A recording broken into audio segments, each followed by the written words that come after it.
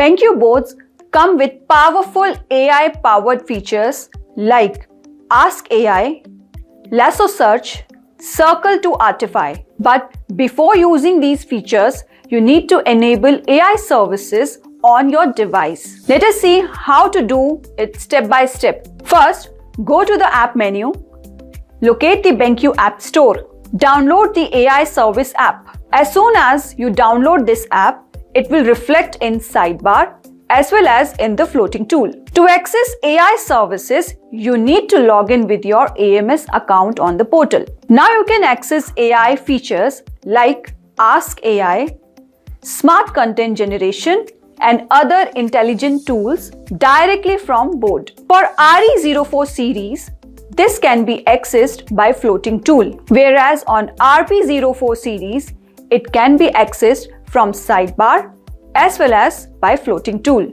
With AI service enabled, teachers can generate instant explanations, create questions and summaries, enhance classroom engagement, save valuable teaching time. Enabling AI services on BenQ boards unlocks a smarter and more interactive teaching experience. It is a quick, simple, and designed to support modern classrooms.